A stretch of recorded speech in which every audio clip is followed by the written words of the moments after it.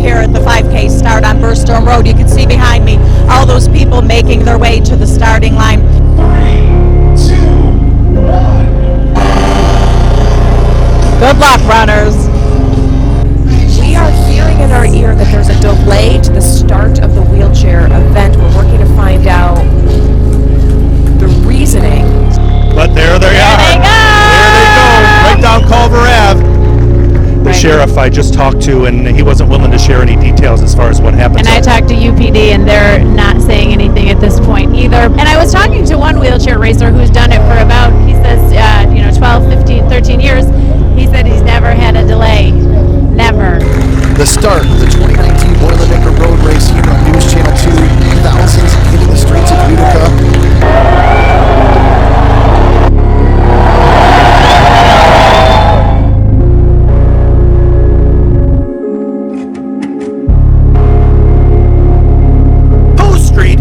Is a very short street off of Culver Ave in the very first mile of the Boilermaker 15K course. I woke up and there was police cars on the road. Jim Raymer normally takes a walk down to the corner of Poe and Culver to watch the 14,000 runners come by. So usually you go down to watch it right here? Yeah, but now I'm watching this way. This way, toward the end of Poe Street, where there is a little bare cutoff area before the woods. Just enough room to fit a vehicle.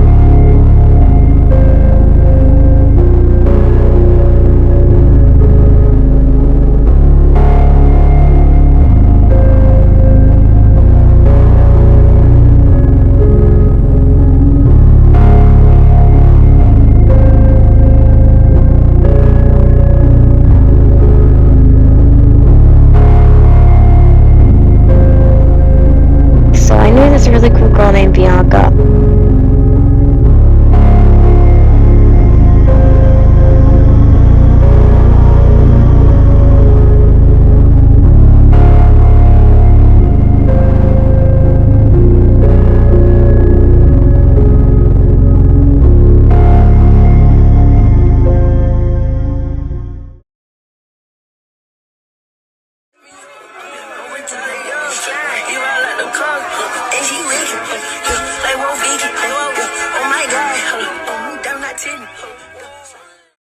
It's the year 2000. Kim Williams, a 17-year-old Catholic school junior, finds out she's pregnant with her boyfriend of a few months, Mike Devins. Kim has lived her life in Utica, in the New Hartford area. Her father is Frank, Bianca's grandfather. Her mother is Donna, Bianca's grandmother. Although Kim is afraid, just like Donna, she has always wanted to be a mother. It eases Kim's worries to know that her childhood friend, Erica, is also pregnant. Kim's siblings, Bianca's aunt and uncles, are Ryan, Kristen, and Kyle. And this is Kim's childhood home, the first place she brings Bianca after she is born. Mike's father is Michael, Bianca's grandfather. Mike's mother is Kathy, Bianca's grandmother.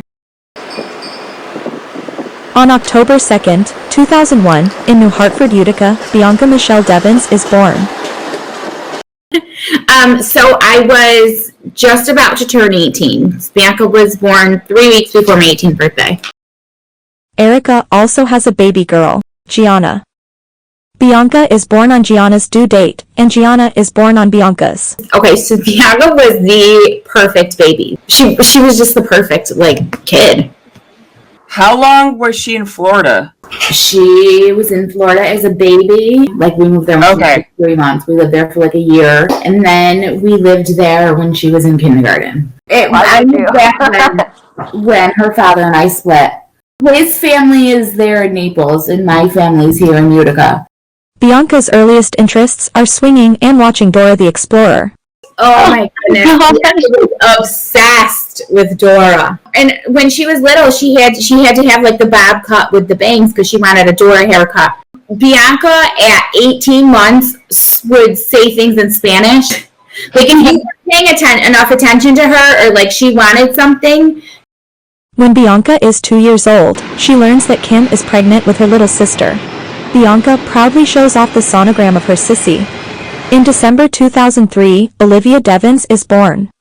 She goes by Liv for short.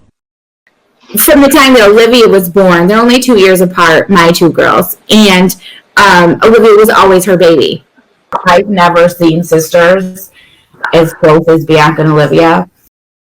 She loved to take car rides. Like, we started when she was little, and then we had Olivia too. When Olivia was little, like, sometimes we would drive around, like, take the long way home or whatever, so Olivia would fall asleep. Get the baby to fall asleep in the car, and Bianca loved it. We would just, like, listen to music, and then that just became our thing since she was little. We always take, like, rides, and she loved to take rides at night and just, like, listen to music. Kim Williams legally becomes Kim Devins when she marries Mike, but their relationship will be tumultuous for years to come. Kim observes that when Mike is living with them, he's a good father to the girls, but during the times he's out of the picture, he's completely non-existent. People often tell Bianca she looks just like him. Bianca grows into a cheerful, happy child. Oh, Bianca always loved pink skies, like such a sweet little girl. In many ways, she is a typical child of the mid to late 2000s. She likes the Care Bears, Grumpy Bear is her favorite, and she enjoys all kinds of sports. Bianca and her sister and mom lived with me for several years.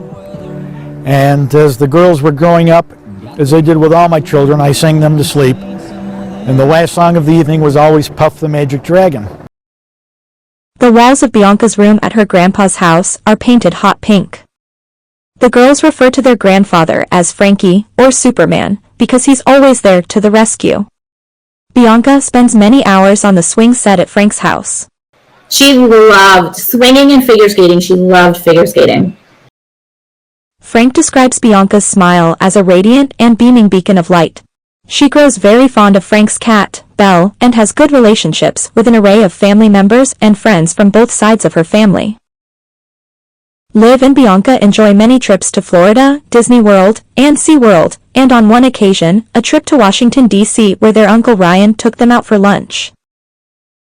Every holiday is an event, and Christmas is no exception. It's tradition for Frank to read 'Twas the Night Before Christmas. They enjoy dressing up for Halloween and dressing alike. Their mother Kim is their Girl Scout leader, and she helps them sell cookies.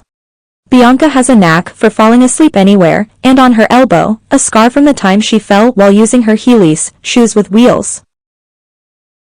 In 2010, Kim and Mike separate for the first time.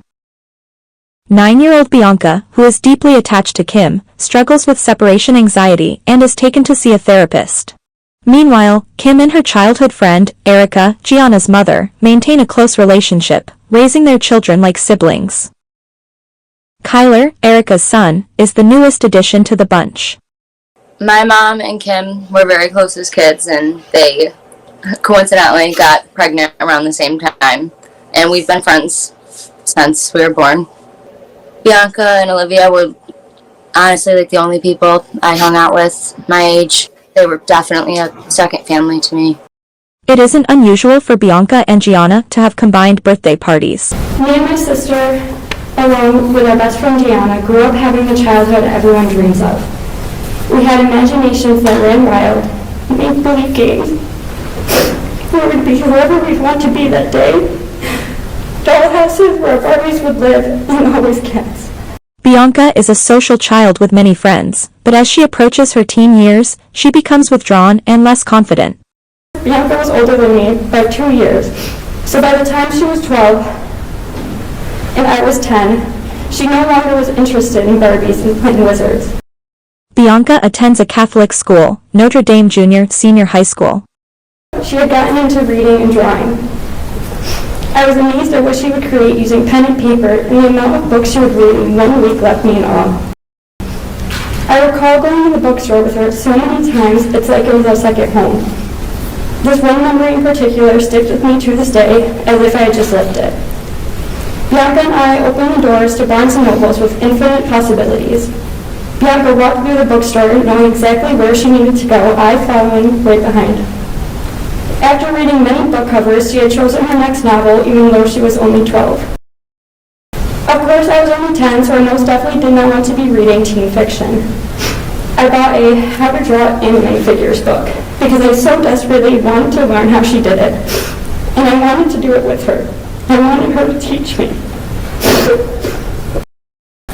I opened that book up as soon as we arrived, attempted realized I was nowhere near as talented as my older sister was, and then closed the book. I thought to myself, we have our whole lives for her to teach me. Bianca develops a unique personality and a strong sense of humor. When Bianca is 12, Kim wakes up to discover she has glued pairs of googly eyes onto everything in the fridge. In 2014, Erica has a third child, Cora. At age 12, Bianca begins using social media, like Instagram and Twitter. Once an extroverted and happy child, Bianca is more withdrawn and uninterested in life. This is just the beginning of a 4-year battle with mental illness.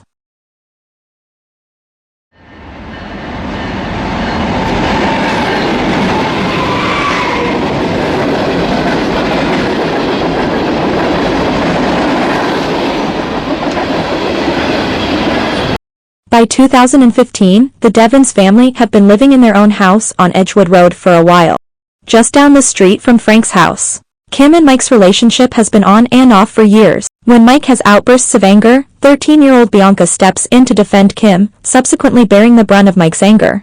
Mike leaves the family for the last time, and he and Kim divorce. Bianca is relieved, but hurt by his abandonment. He makes little effort to contact Liv or Bianca. Kim and Mike divorce, and as a result, Bianca's family is unable to continue paying for her tuition at Notre Dame. In 9th grade, she transfers to Proctor High School, a public school with over 2,700 students. It's during her freshman year that she meets and begins dating Derek Ward. Derek says that he can tell her anything, and she's the best therapist he's ever had.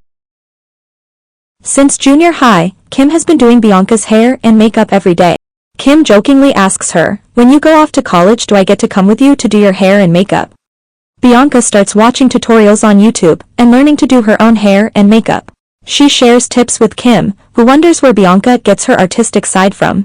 I'd wake up and never know what color her hair was going to be because she dyed in the middle of the night. Or, you'd never know which style she was going to pick. One day she could be dressed in all black, and the next day she'd be in, hot pink. Bianca looked like this really sweet and innocent girl, and then she could have the worst mouth on her.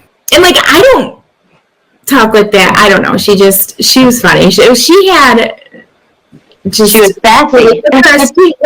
was sassy. She had quite the personality. And you know what? She was who she was, and she had her opinions on things, and she didn't care what people thought.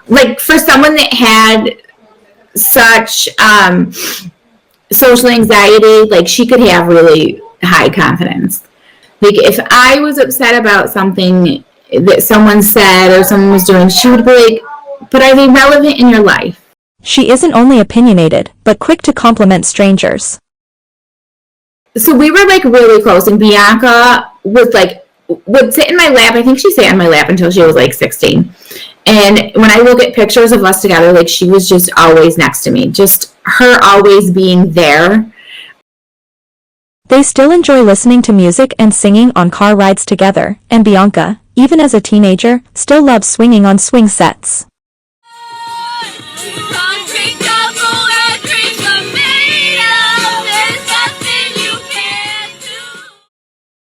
By the time the year 2017 has begun, Mike and his new girlfriend, Kaylee, have split up, while Kaylee is pregnant with Bianca's half-sibling.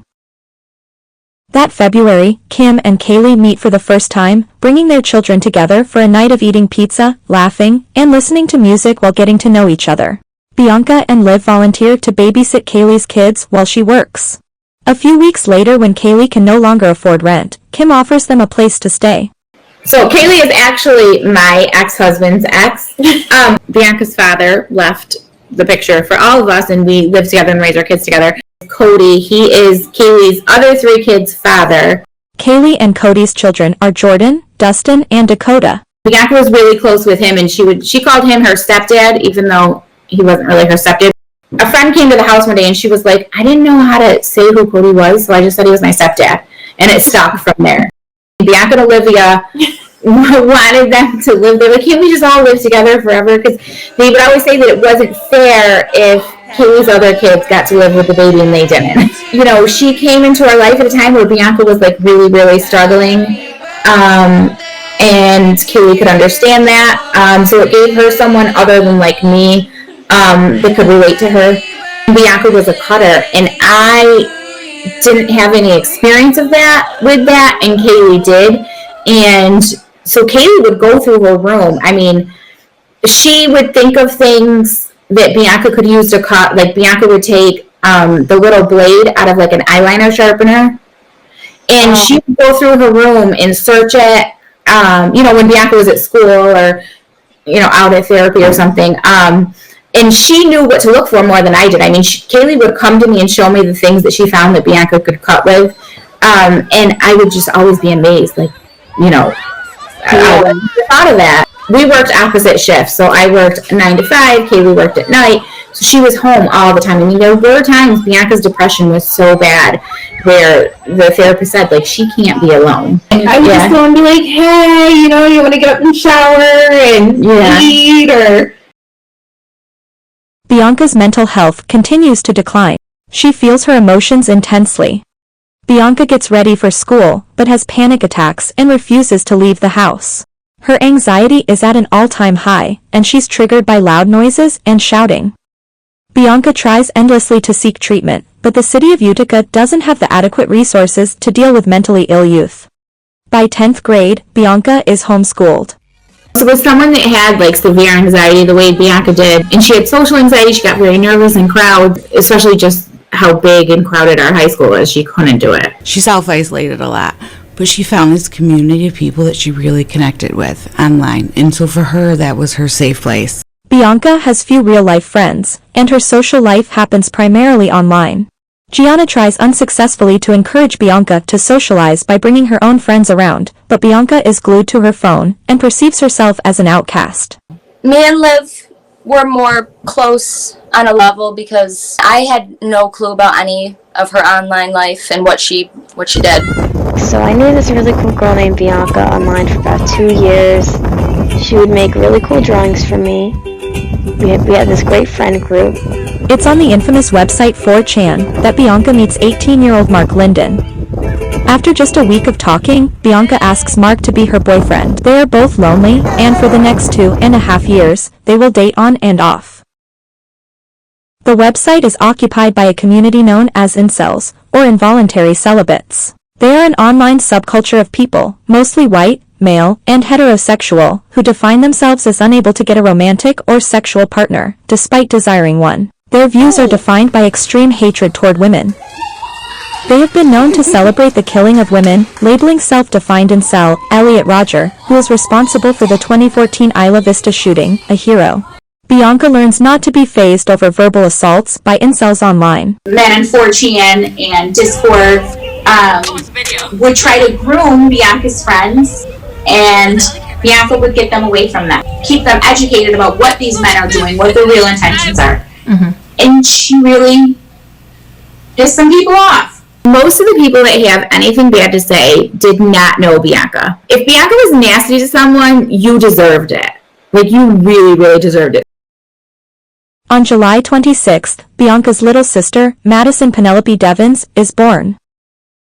That was Maddie's first swing. She had to bring Maddie on a swing for the first time. Did she love little babies? She loved little kids. She would babysit. She loved little kids. She loved her little sister Maddie. She used to tell everyone that Kaylee had the baby for her. And Maddie was just her baby.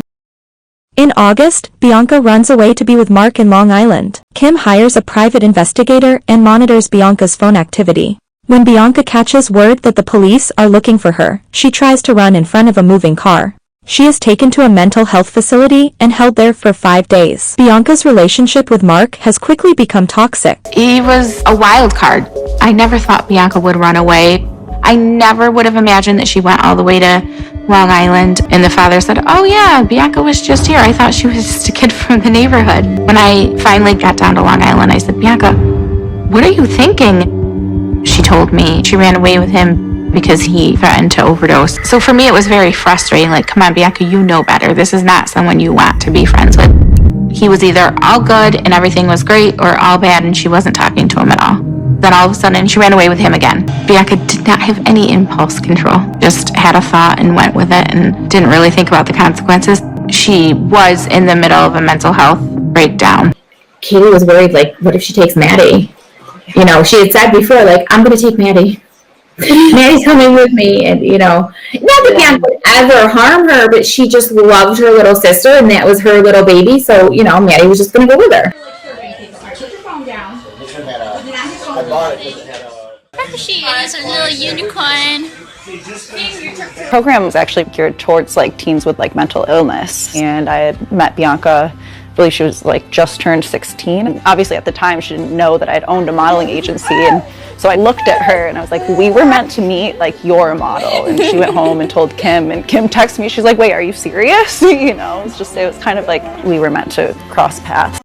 During winter, Bianca breaks up with Mark after he accuses her of messaging other guys. In retaliation, Mark shares sexually explicit content of him and Bianca on Discord when she was 15 years old.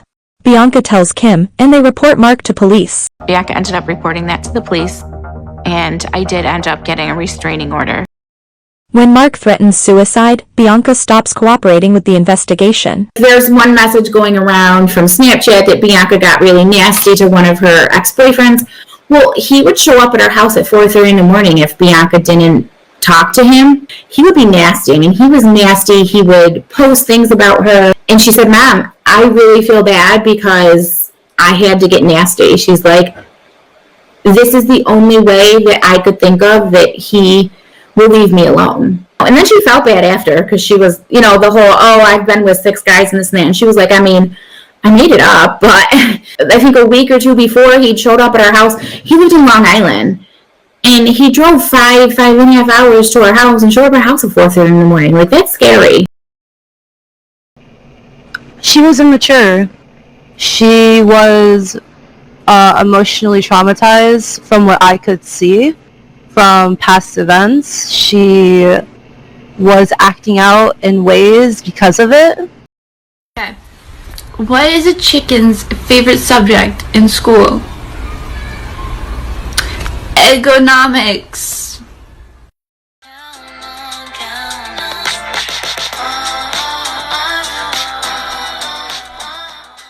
Bianca confides in a mental health professional that she often fantasizes about jumping off the roof of a parking garage. As a result, she's placed into Pinefield, a children and adolescent unit, at the Mohawk Valley Psychiatric Center, in Utica, for a month. At Pinefield, Bianca is popular and seems to do well. For the first time in years, she feels like she has friends. Her family visits her, bringing her pizza and chicken wings. When Bianca was at her lowest, I would tell her, and I even wrote it in a card when she was in treatment, that if you can't hang on and you can't find a reason to live, you have to live for me. I will be your reason. Just think of me, hang on, and I promise I will do everything to make this better.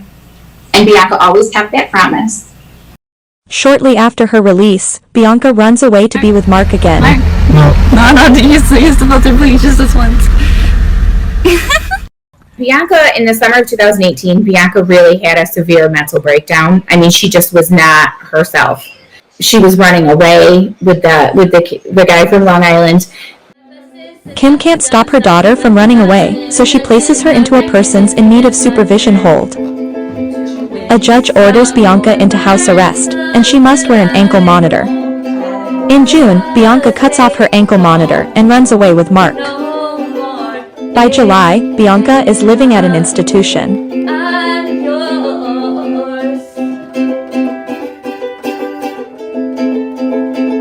First place was like no good. So then we got her out of there and then got her into a good place. And she went to Albany. In October, Bianca moves to the new institute, where she sees her condition start to improve. She takes art classes at the facility and forms friendships with other patients, like Dawn and Jenna. Other people take notice of Bianca's artistic ability.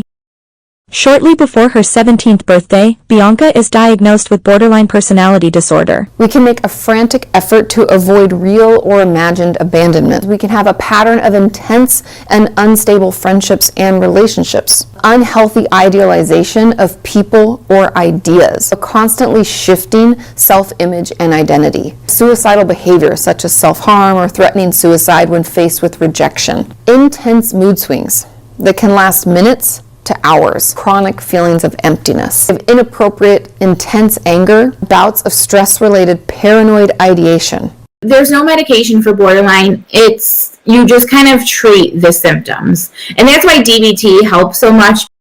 Dialectical behavior therapy, or DBT, is a type of talk therapy that enables individuals to better manage their behaviors, emotions, and thoughts through techniques such as mindfulness. Like for Bianca, one of her biggest symptoms was impulse control. And when I tell you Bianca had zero impulse control, we were in a family therapy session one day and we were talking about Bianca's lack of impulse control and she had her glasses on and Olivia said, well, I don't understand this. Like, what keeps you from throwing your glasses right now? And Olivia, she took her glasses, threw them and goes, nothing. Yeah, that's the thing is people with BPD, it can be dangerous. It's a roller coaster. She's fine 1 minute and then she opens the refrigerator and dropped a pie plate on the floor and she just had a complete meltdown. She struggled with mental illness since a very young age. I was just not aware until she started getting admitted into psychiatric hospitals. I then realized she was not happy with her life due to mental illnesses she was diagnosed with. I was scared for her. I was afraid I was going to lose my sister, and the thought haunted me constantly. However, my mother, Kim Devins, did not give up. She went to hell and back in order to make sure her daughter would be okay. Rant alert to everyone telling me to go drink bleach. I'm not thirsty. But she had a DBT group, therapy group, and her therapist would always say, Bianca is so good, but I wish she would practice what she preached. She's really good at helping others. Bianca ends the year celebrating Christmas with her family. He loves this book. As dry leaves before the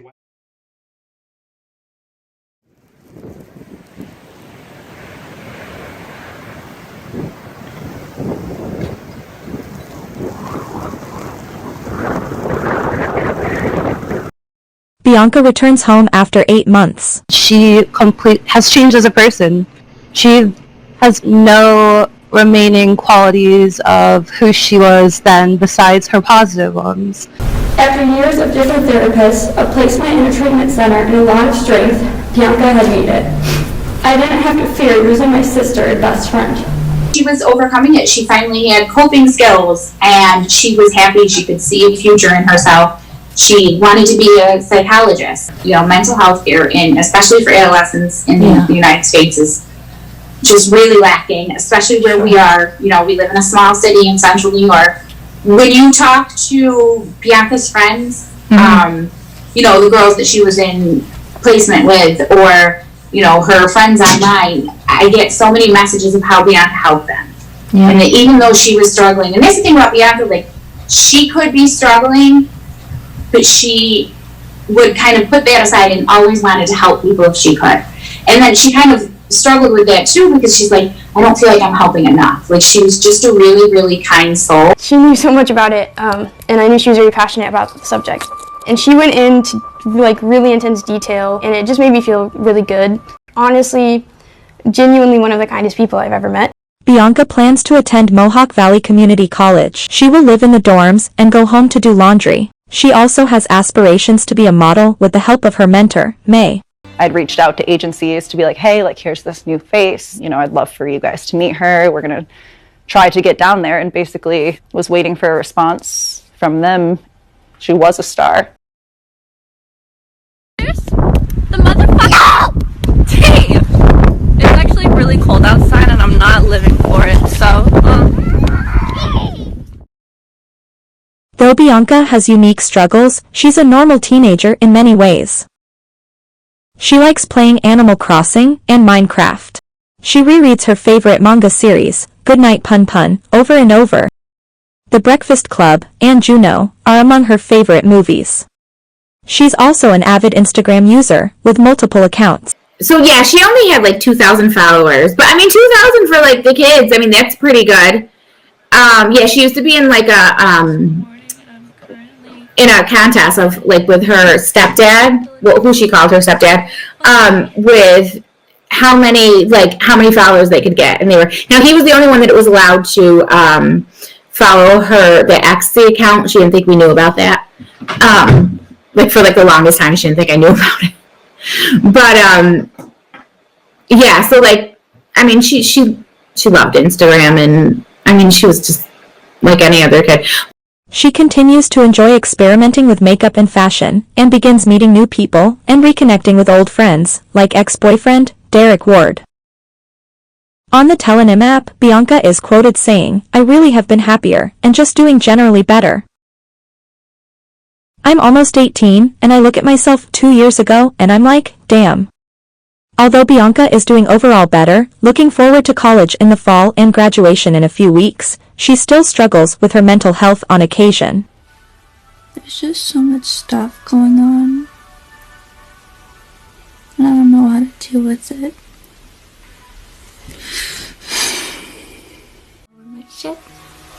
So we're good, we're living life.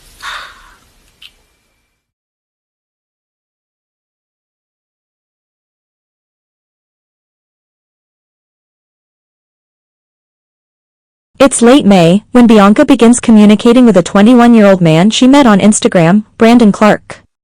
Bianca has always had online friends.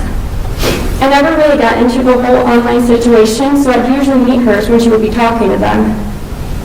The same time frame where she finally saw herself making it past 18 years old, she started bringing someone around.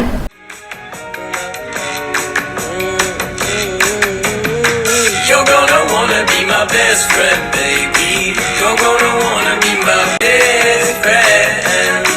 Best friend. You're gonna wanna be my best friend, baby. You're gonna wanna be my best friend. How did she connect with Brandon? How did that They met on Instagram, and then she invited him into her Discord server. He came from like a pretty big family. He had been in foster care. His parents were drug addicts.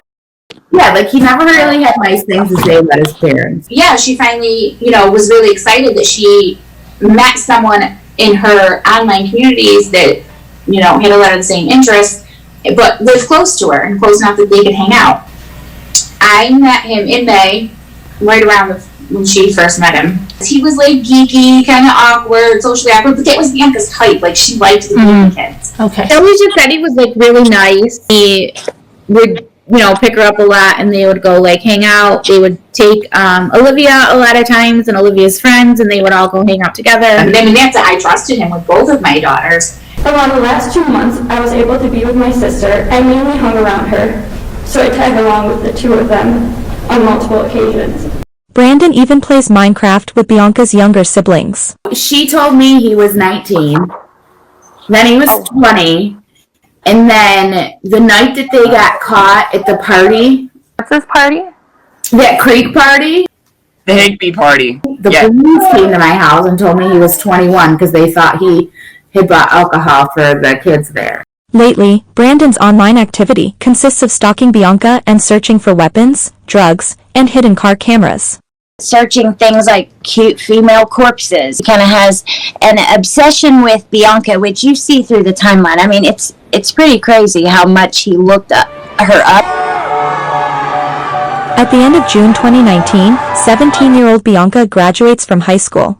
High school in Utica held their graduation ceremony this afternoon. Hundreds of people piled into the Adirondack Bank Center for the celebration. June of 2019, my sister was a high school graduate. She got accepted into college, and she saw herself living. She saw the bright future for herself that we all so desperately were trying to show her. The next day is Bianca's graduation party. Just to see, you're a little taller than Billy, You should definitely trust me when I'm driving. Oh, Bianca! Sorry. She invites Brandon, who eagerly shows off his tattoo dedicated to her, and refers to her as his girlfriend. She clarifies that they're just friends.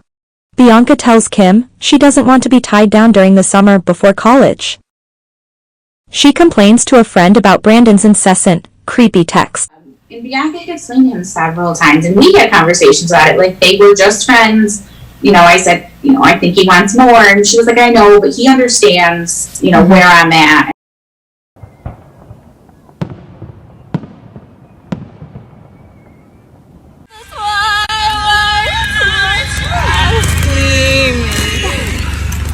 Look at your friend. Pledge allegiance to the flag of the United States of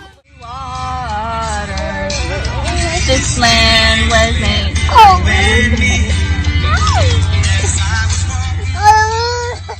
Bianca has been asking Kim to go to the beach for weeks. On July 7th, it's a beautiful day, so the whole family goes. These are the last pictures Kim will ever take of Bianca.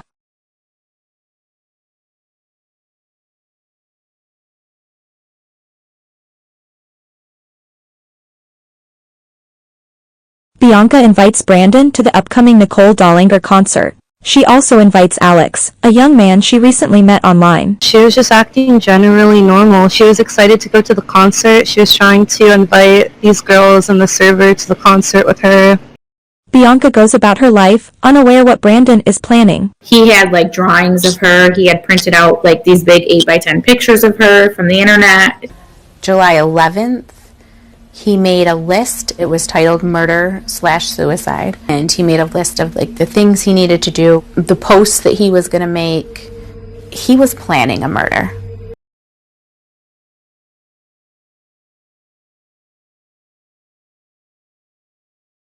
I mean, it was just like your typical morning. A little bit different for Bianca because Bianca's not a morning person. So she usually didn't like wake up till the afternoon, especially in the summer. I remember her being up early that day and she was like super excited to go to this concert. I had taken her to like Justin Bieber and Jonas Brothers, Selena Gomez, but this was like her first grown-up one without her mom. So she was like really excited. She changed her outfit like 3 times. She puts on a black spaghetti strap tank top and a black and white checker skirt. She wears her Vans high tops and carries a small black velvet backpack. Like my most vivid memory from that day is us standing in the kitchen and we're like leaning against the sink just like talking. She was like so giddy. She was jumping up and down and saying, "This is my first adult concert." She had invited another friend, internet friend Alex, that she was going to meet for the first time. Brandon arrives at Bianca's house to pick her up. And I told her, like, you're going to be driving back late. So if if he's too tired, you really have to like pull over and sleep. Like, don't let him drive. And I told him, like, don't drive tired. My last memory of Bianca is her looking beautiful. She came upstairs and gave me a hug from behind and said, "I'm leaving, I love you." And I said, "Okay, I love you, be safe, and I'll see you tomorrow." And that was it. She left. At 3 p.m., Bianca and Brandon leave Utica in his SUV. So we actually were Snapchatting the whole way because when Bianca was going through like the worst of her mental health episodes, she had run away to New York City, to specifically Queens with a friend. And it was a year before. And so we were kind of like joking, like, "Oh, you finally have permission to go to Queens." And then she was like Snapchatting me like certain landmarks along the way and like the Tappan Zee Bridge and like different things along the way. Yeah. And saying, "Oh, does this look familiar, from when you had to come get me?" So the last that I had heard from her is at 7:30. She said they were looking for parking. It's a very small venue, and it's a small gathering at the Nicole Dollinger concert. You can see the 3 of them just kind of standing in the back. And Alex is actually, he's a very tall person. He's well over 6 feet. Brooke Skinnon is the opening act.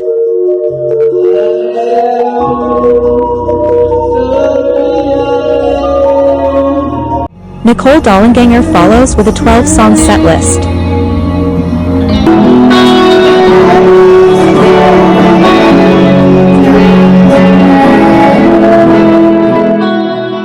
They leave the concert together and they go to a bodega where the plan is for Brandon to go into the store to buy rolling papers. Bianca and Alex have a conversation and share a kiss at that point. It seems that after that, the kiss is observed and witnessed by Brandon, that the three of them get back in the car and start to smoke marijuana, but Brandon does not partake. So it's just Alex and Bianca. And according to Alex, they begin to have a conversation. It gets kind of tense between Alex and Brandon about this conversation. And Alex, Brandon, and Bianca kind of go their separate ways. Brandon and Bianca were returning to Utica, New York, crossing the Whitestone Bridge at around 11:30 p.m. While Brandon stews in anger and listens to sad music, Bianca gushes over Alex in messages to a friend. You know, I'd woken up in the middle of the night about 1:30, 1:45, and I tried to call her, and I figured, oh, well, you know, she didn't answer, and I said, well, she's probably sleeping, which at that point she was. She had fallen asleep in the car. Brandon makes his first posts on Instagram, insinuating what's about to come. At about 3:05 a.m., they got off on exit 30, Herkimer, New York, in intent to ride back at Utica, New York. So, typical fashion, it was about a 4-hour ride from New York City to Utica, and they arrived on Post Street shortly after 3 a.m. Post Street is an unassuming neighborhood off of Culver Avenue, along the route of the Boilermaker, which starts in less than 4 hours. He parks his car at the end of the street, while Bianca still sleeps. Brandon attaches his phone to a vent clip near the steering wheel and begins recording a video. With the camera recording, Brandon sits in the back right seat. Bianca is sleeping next to him on the folded down left seat, with her legs in the trunk. Brandon retrieves one of 2 knives from the trunk and hides it on the right side of the vehicle. Then, he wakes Bianca up. He confronts her about the kiss that he witnessed. She tells him that she's sorry. She's sorry he's hurt. They kind of go on having, this discussion about the state of their relationship, whether or not they're going to continue to see one another. Brandon hits her. He hits her across the face, and he hits her very hard, and he hits her very loud. And she really doesn't say anything to him about it. But she basically tells him that she's ready to go home, that she's not sure if they will see each other again, that she will maybe leave that up to him. She kind of looks away, and Brandon takes the opportunity to pick up the knife, and he grabs her by the back of the head, and he cuts her throat. She fights for her life. She really does. You see her physically struggle, but she is tall, she's thin, and Brandon is, without a doubt, bigger and has the ability to overpower her, which he does. And he pins her down to the back seat, and he's yelling at her. He's blaming Bianca, saying, "You made me do this. Why did you make me do this?" He then retrieves the cell phone from the front vent clip, and he brings it to the back seat, and he presses record, and he videotapes very closely what I would presume would be Bianca's absolute last breaths. As she lays dying in the back seat, he's telling her to close her eyes and that she's going to go to sleep. And he films the entirety of that, and you hear her struggling to breathe, and ultimately she succumbs to that wound to her throat. Brandon took a picture of Bianca with her neck sliced open and posted it to Discord.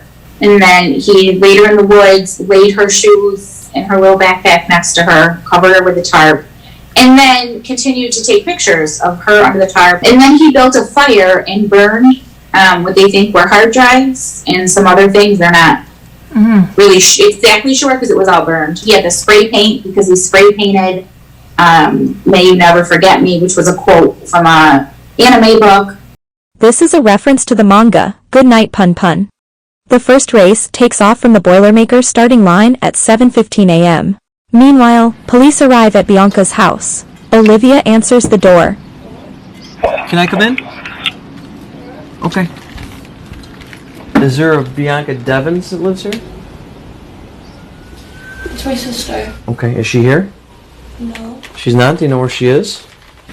Last time I checked, she was at a concert in like Queens, New York. Queens, New York. Why? What's happening? Well, basically we're coming here to make sure that she's okay. I'm gonna get my mom. Yeah, that's fine. Brandon leaves a voicemail for his grandma. Hey, Grandma, it's Brandon. I hope I would be able to reach you, but I guess I'm not able to. So I know this is going to come as kind of a surprise. At least to you, it isn't to me. But I killed someone today. I killed my girlfriend. He leaves a voicemail for his brother, a Facebook message for his mother, and calls his friend to say he killed his girlfriend. After the call, the friend calls police. That person became concerned based on the photo and contacted the Utica Police Department. We were also contacted by another individual that was familiar with the suspect in this case. Then, Brandon himself calls 911. What is the address of the emergency? Hi, it's at the end of Post Street in Utica. There's going to be there's a murder-suicide, but I'm not going to stay on the phone for long because I still need to do the suicide part of the murder-suicide. Okay, on Post Street you said? The end of Post Street, yes. Okay. Very end of Post Street. Okay, what's your name? My name is Brandon. The victim is Bianca Michelle Devins. Yeah. What are you wearing? It doesn't matter. I'm going to be dead. Okay, well, I just want to talk to you, okay? Yeah, I know you want to. I know how your job works. You have to keep me on the line, but it's not happening, okay? She's not here. She's getting her mom right now. Her sister said that she was supposed to be in like Queens, New York at some concert. These notes. Go ahead. Just got a call from Brandon Clark, and he was going to kill himself. The caller disconnected. We're going to try and get him back on the line. Olivia came up and woke me up and said, Mom, there's a police officer at the door. Something happened with Bianca. Can you try to get a hold of your daughter? Yeah. Brandon Clark? Yeah. Apparently he's suicidal. He's made statements saying that he hurt your daughter, but your other daughter's saying that she was in New York? Yeah, they went to a concert. All right. Did not with him though? Yeah, with him. With him? Yeah. Okay. I think I just immediately went into shock. I was just thinking she was hurt, and I had to find her and get her help, get her to the hospital. When they told me she might have been hurt, I called my dad, who lives just down the street from me. And I told him he needed to get here, that Bianca could be hurt, something, the police are here. He was taking too long, so I called him back a couple minutes later. I'm like, what are you doing? You live down the street. And he's like, oh, I'm just getting ready to walk down. And I'm like, no, you have to drive. Like, there's something wrong.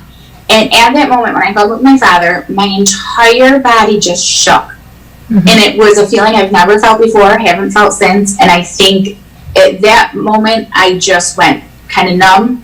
And it was just pure shock from then on. Frank arrives at Kim's house. Can I post the Zaza? Any car in the area of Proctor Park? Got a photo for you. Brandon's phone pings in the area of Proctor Park, but crowds hinder police from reaching the scene quickly. Hi, what are you doing, man? 93. Gentleman just sliced his throat. EMS right away. The female in the car? Put the knife down, man. Put the knife down. Where's the girl? I don't got a knife, you Where's the girl? Where is she? Where do you think? Right here. 93, we got a scene over here. Send some units here. The female's under some sort of tarp, I'm not sure. Brandon cuts his throat with the second knife, takes a picture, and posts it to his Snapchat story. Be careful. Let go of the knife. Knife down. Put the knife down. Put the knife down. Sit down, man. Where's the knife? Where's the knife? I just picked it in the woods. Stop resisting. Stop. See what else he's got on him. Put your hands behind your back. Put your hands behind your back. Oh, he's got a big gash in his throat. He got it. Yeah, he cut himself wide open. I need to know if you have parties or just one, and male or female. LT, at this point, I believe we got one female 100, and the male's still breathing here. Laceration is neck. Copy 93. For the bull on Brandon Woods. Now, we gotta go, Again, we gotta go. 2006 Ford Crown Vic HMZ 7743. Stand by for further. Okay, thank you. Come on, CW Law 1. The race is frozen for 11. She's dead. Copy. She's dead. You gotta follow him. You go to the hospital with him. Created a male that sustained severe injuries.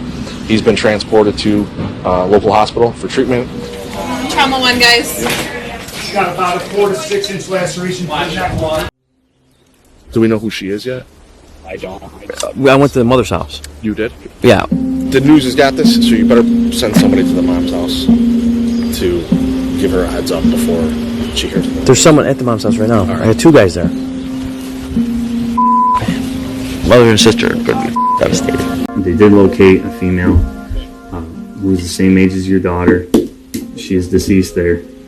I hate having to sit here and tell you that we're still not 100% sure. They can see that she's got black and white Vans sneakers, and she had like a black velvet purse. From what they can tell, that they believe it's Bianca.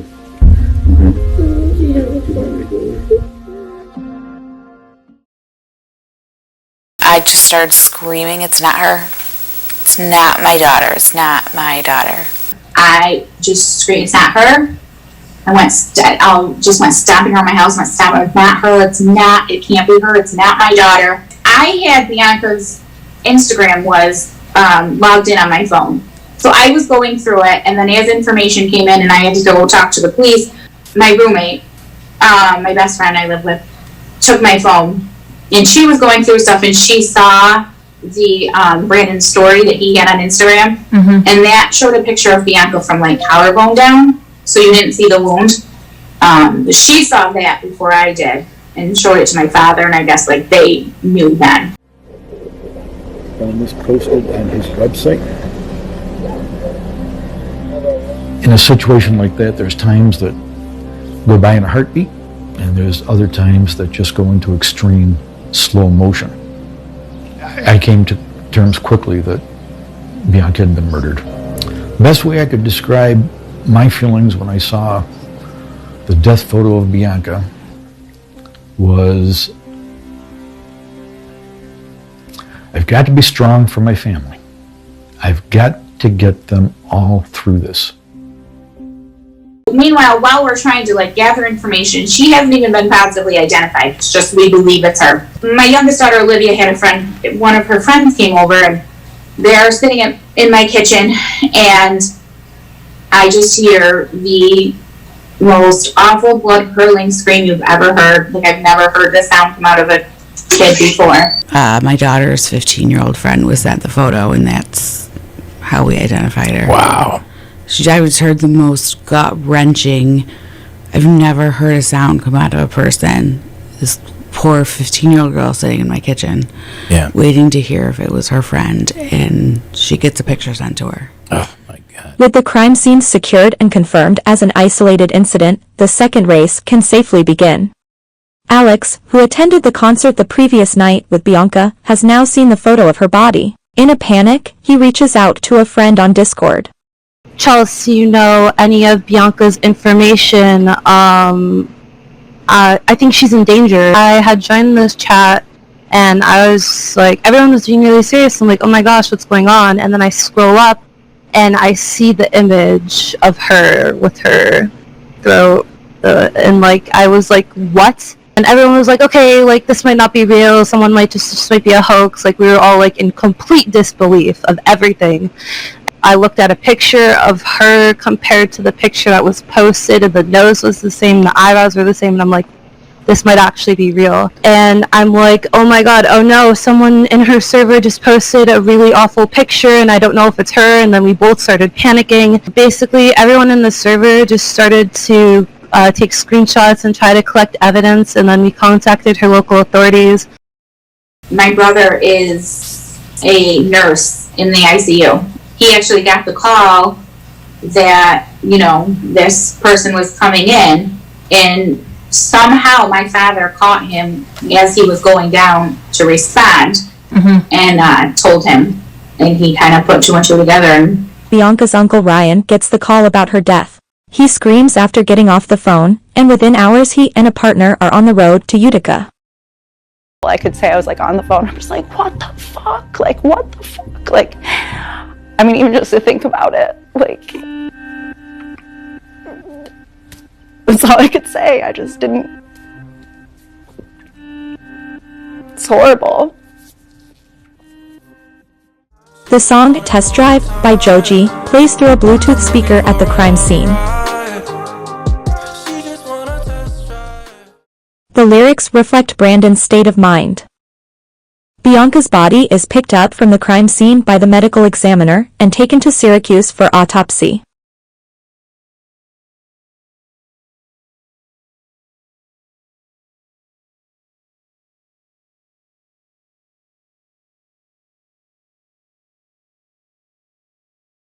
The Discord photo of Bianca's body is disseminated thousands of times across Instagram and other social media platforms, traumatizing many young internet users who stumble upon the image.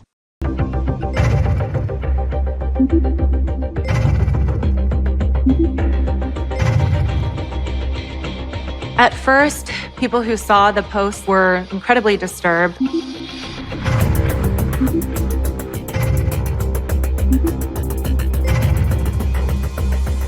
But Brandon survived that suicide attempt, and the incel community reared forward and presented themselves in a way that was celebrating Brandon, and her family had to read those comments.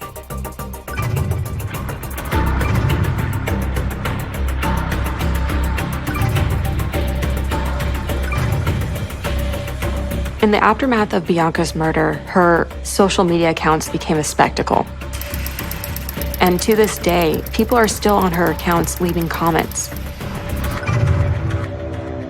You had a lot of people reposting the image over and over. They just shared it because it would garner clicks. I felt disgust, anger, hatred. I still carry a lot of resentment and negativity. Thousands of people online thought it was something to laugh or joke about. I could still see it in my head. Like she was just exposed. All these sick people can just like look at it whenever they want. They don't even think about how it would make the family feel.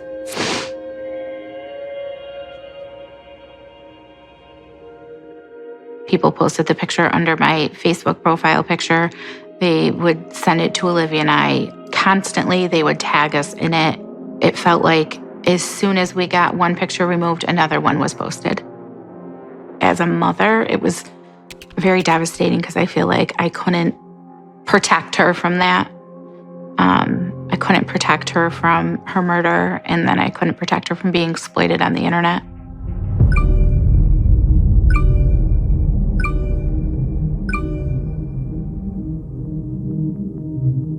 Brandon's supporters weren't the only ones who took up arms after Bianca's death.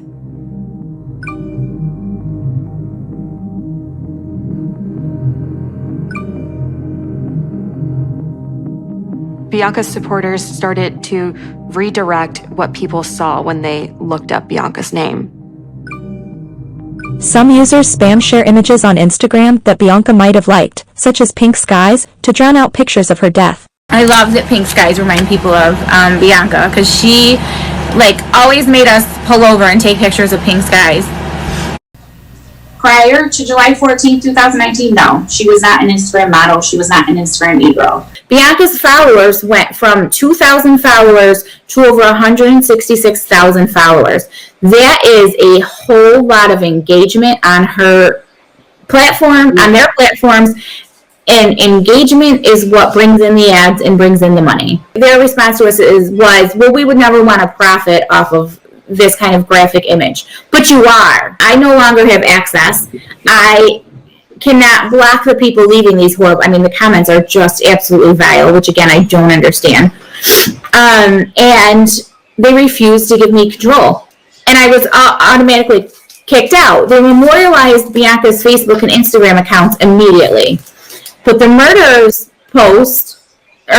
accounts with posts of Bianca's deceased body was left up for over 24 hours, and what they say is they wanted to confirm authenticity of the crime and of the person.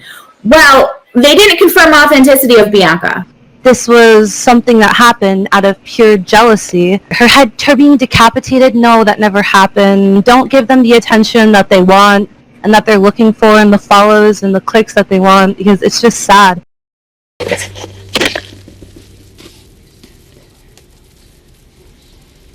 How you feeling, man? Seeing no better days. Investigate. Shake hands? No, you don't have to. You don't have to. Huh? So why would you want to shake hands with your family? You don't want to talk to me. You don't want to get your side of the story out. You want to get an attorney? Okay, Brandon. I guess I'll see you soon then. Leave it at that. Okay? Okay, first up.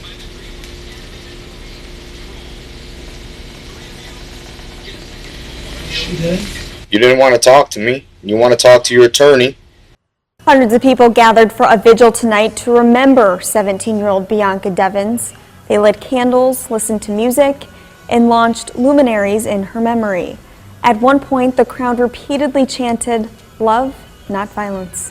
All my children and grandchildren have songs, and they're deeply embarrassed that Grandpa would sing it. That's not what we'll do tonight. But we always ended the songs at night.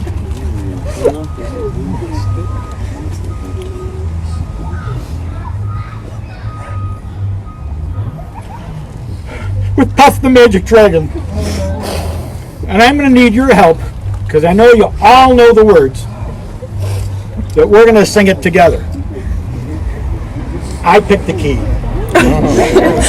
None of us will fit into that. Puff the magic dragon lived by the sea and frolicked in the autumn mist in a land called Honolulu. Puff the magic dragon lived by the sea. She was very kind. She was very forgiving.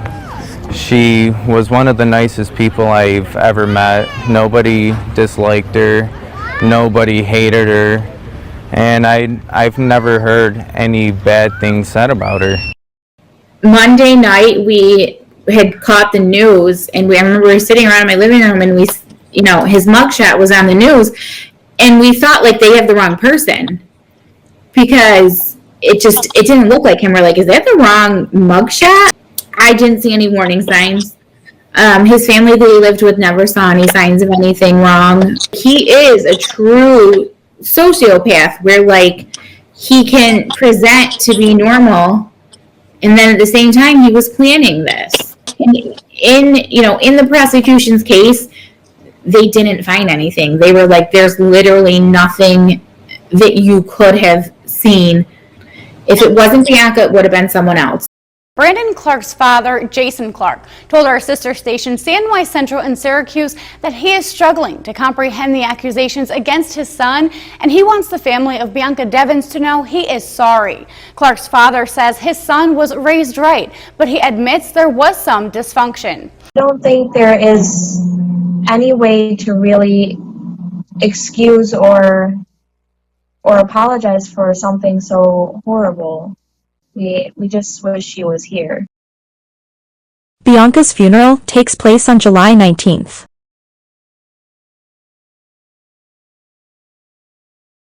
She is wearing a gold dress, a tiara, and her favorite makeup. They sing Amazing Grace during the funeral.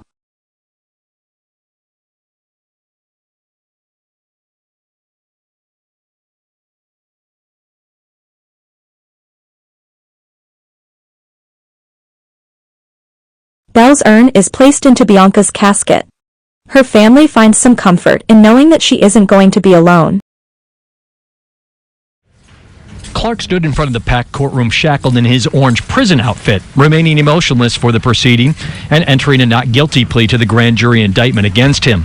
He's facing 1 count of second-degree murder for intentionally causing the death of the teen by killing Devins with a knife, taking photos of the aftermath and posting the photos on social media. The DA said, this is all very normal. She said at this stage in the game, the judge would not accept a guilty plea. During the whole process, the DA is basically building their case and at the same time making sure that their case is so airtight that there aren't reasons that when he's found guilty to appeal. A lot of people wonder why second-degree murder, why only 25 years to life. Second-degree murder is the highest charge that they could charge him with in New York State. Now, just over 3 weeks later, Congressman Brindisi is taking steps to make sure what happened to Bianca's family doesn't happen to any other family in the future. He has written letters to both Instagram and the FTC as a start. Just after hearing the news of losing our 17-year-old Bianca, as the congressman detailed for you, we started receiving notices on social media, private messages with the graphic photos of Bianca's death. Many of these private messages said, "Look at your daughter now." On October 2nd, Bianca's family celebrates her 18th birthday without her. The man accused of killing Utica teen Bianca Devins appeared in Oneida County Court today for a hearing that determines what evidence can be used at trial. 6 witnesses took the stand today, 5 Utica police officers and the 911 dispatcher who took Clark's call that Sunday morning. During the hearing, the 911 call from that Sunday morning was played in court. What is the address of the emergency? Hi, it's at the end of Post Street in Utica. There's going to be there's a murder-suicide, but I'm not going to stay on the phone for long because I still need to do the suicide part of the murder-suicide. I plead guilty, Your Honor. Brandon Clark, the man who pleaded guilty to murdering 17-year-old Bianca Devins, tells the court he made the plea today because he didn't want the Devins family to see evidence come out during trial. I thought about the lives I've torn apart with my actions. But Assistant District Attorney Sarah DeMellier thinks otherwise. He videotaped the homicide. I think it is my opinion that he absolutely does not want anybody to see what he inflicted on Bianca on the date of the homicide. He does not want anyone to see that video. Clark will be facing 25 years to life behind bars. The Devins family say they're relieved he pleaded guilty. This is, it would be a very hard thing to go through that trial. And we're grateful that he has chosen to plead guilty. Puff the magic dragon lived by the sea. Bianca and her sister and mom lived with me for several years. And as the girls were growing up, as they did with all my children, I sang them to sleep. And the last song of the evening was always Puff the Magic Dragon. Not knowing that there was a lot of significance that I'd lose my Jackie paper. But we're going to be brave. And she will live forever. Family members of Bianca Devins, the Utica teen who was murdered last summer, announced an award for college students in her memory, Bianca Michelle Devins Memorial Scholarship Fund. This will go towards supporting students who are studying psychology and mental illness, the same majors Bianca dreamed of pursuing. Years ago that out of the bad, we must bring about good. Sentencing day today for Brandon Clark, the Cicero man who murdered 17-year-old Bianca Devins of Utica back on Boilermaker Sunday of 2019. 3 people made victim impact statements today. Bianca Devins' younger sister Olivia, her mother Kim, and her grandfather Frank Williams. I have to live the rest of my life knowing that I had to say goodbye to my sister in a funeral home. And I don't even know if she heard me. I am now 17 years old. My life has just begun, but this is when Bianca's was taken.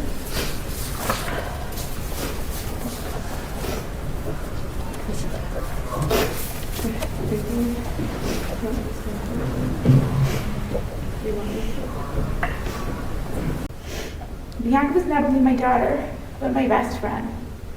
I used to say that no matter what life throws at me, as long as I have my children and they are happy and healthy, I will be okay. I no longer have that sense of security. Bianca didn't even have time to defend herself. He posted on social media and made phone calls to family and friends instead of getting Bianca life-saving help.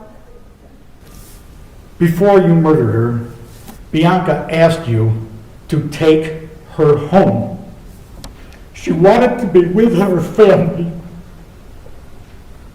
who loved her very much and to whom she was very devoted.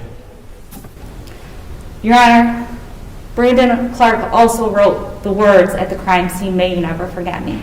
My message to this court, to the family, and to the community is that we never utter the name Brandon Clark again, and that it is the name and the legacy of Bianca Devins that should live on here today.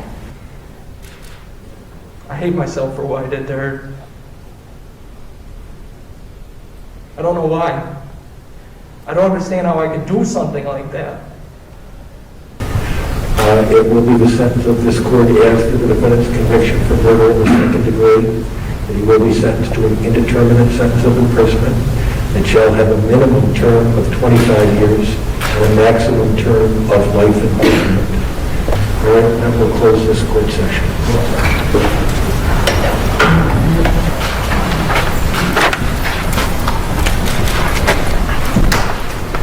And today we uttered his name for the last time. Okay, now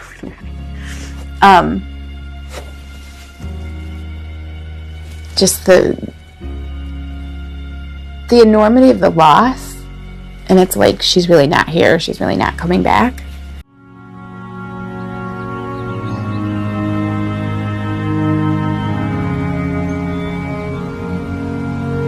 It's peaceful up here.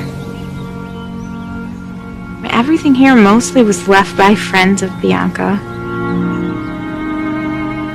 I find it comforting that other people come here too. It's always nice to see that people still visit her and leave her things. Just to know that, you know, she's remembered. Just after we lost you, your mom made a promise that she would get justice for Bianca. And now we've come to another step, because through her hard work, the governor has now signed Bianca's law. Out of the bed, you help to bring about good.